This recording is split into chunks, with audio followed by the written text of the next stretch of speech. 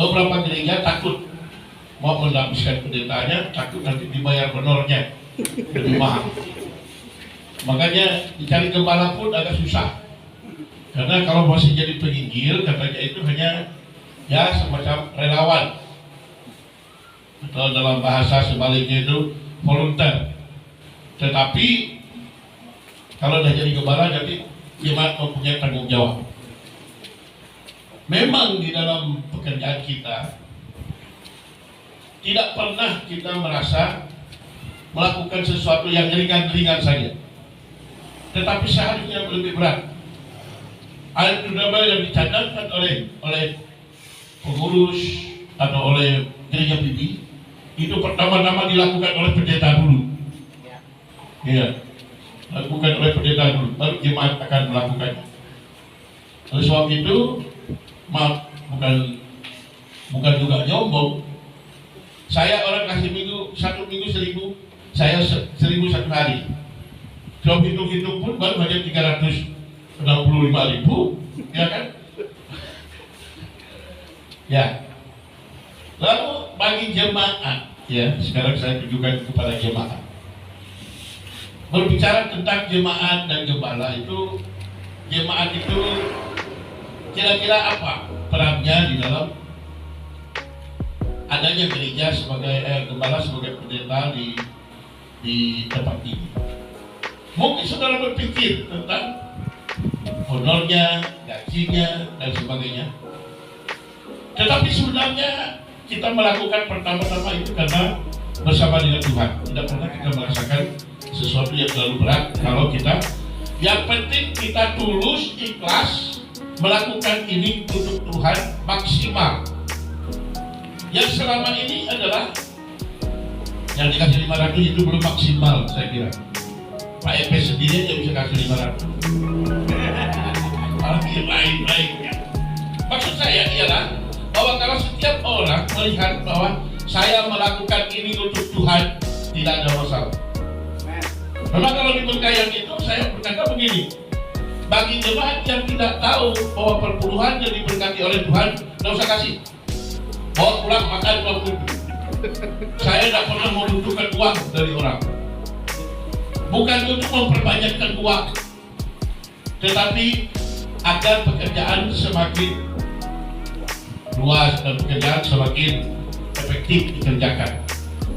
Kemudian di dalam hal itu ialah jemaat memikirkan bahwa pendeta itu berkhotbahnya, kalau kita mendengar semakinnya khotbah itu bagus, tidak kurang 8 jam untuk persiapkan. Itu minimal 8 jam. Jadi kapan dia sempat bekerja? Kapan dia sempat melakukan pekerjaannya? Jemaat berkata, pendeta, Bapak duduk, cukup, doakan saya yang bekerja. Nah itu kerjanya. Jadi gereja-gereja atau jemaat yang dikasih oleh Tuhan, kita melakukan tugas fungsi kita masing-masing. Saya diberikan tanggung jawab kepada Tuhan, dan kemudian jemaat bertanggung jawab kepada Tuhan, dan semuanya maksimal untuk Tuhan. Nah untuk pendeta, apa sakitnya menjadi pendeta? Jadi ada orang bertanya kepada saya, apa sih Pak sakitnya menjadi pendeta? Saya lihat pendeta Simpson itu enak aja, nyanyi-nyanyi dapat duit, katanya. Itu pandangan orang Cina. Kok orang berduyun-duyun ke rumah Bapak? Datang apa sih mereka itu ke rumah Bapak? Bapak kasih lui kan? Saya berkata bahwa kalau ketemu dengan saya, bagaimana cara hidup tanpa lui? Kok bisa? Nah ini pendeta itu paling beratnya, saya sudah hitung waktu saya jadi gembala. Yang paling berat di antara berat yaitu kita tidak marah sewaktu kita harus marah. Sakit kepala. Coba kalau waktu kita mau marah aja, nampar aja itu enak. Tetapi ketika kita mau marah, itu aja dengan jemaat. Di situ sakit kepala kita. Maksud saya, pendeta itu menjadi seorang bapak iman atau rohani tertinggi di dalam gereja adalah sudah disebut pendeta. Dari mana orang akan mendengar kata-kata yang baik? Yaitu dari pendeta. Dari mana orang akan mendengar kata-kata yang penuh penghiburan? Dari mulut pendeta. Dari mana orang yang mau mendengar kata-kata yang penuh kasih? Dari pendeta. Orang menganggap pendeta itu sebut hidup itu. Itulah sebabnya pendeta itu adalah sebagai tim di dalam keluarganya melakukan tugas pelayanan.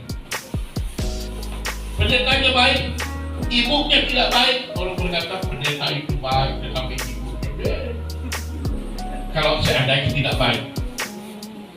Bapaknya baik, ibunya baik, anaknya Pak, sebut anak. Bapaknya baik, ibunya baik, anjingnya. Bapak itu baik, tetapi anjingnya mah galak. Dihitung orang sama itu. Saudara-saudara, bapak-bapak, itulah beratnya menjadi seorang pendeta. Berkhotbah dengan baik, itu memang setiap saat kita harus belajar. Saya sudah 3 baju saya yang sudah berbulu di sininya. Lalu meja saya tidak terlalu bagus. Tak kenapa perut saya dorong dan di sini 3 baju saya udah berbulu di sininya. Kena sisi meja itu. Sampai ibu bilang, kenapa baju sampai begini? Kena meja itu. Jarang saya pakai. Jadi belajar itu memang pendeta itu tidurnya lambat, bangunnya cepat. Itu filosofi pendeta. Kembali. Tidurnya orang sudah tidur, kita masih pulang balik sampai ibu berkata, kok belum tidur? Waduh, jangan dulu. Saya sedang mencari ini.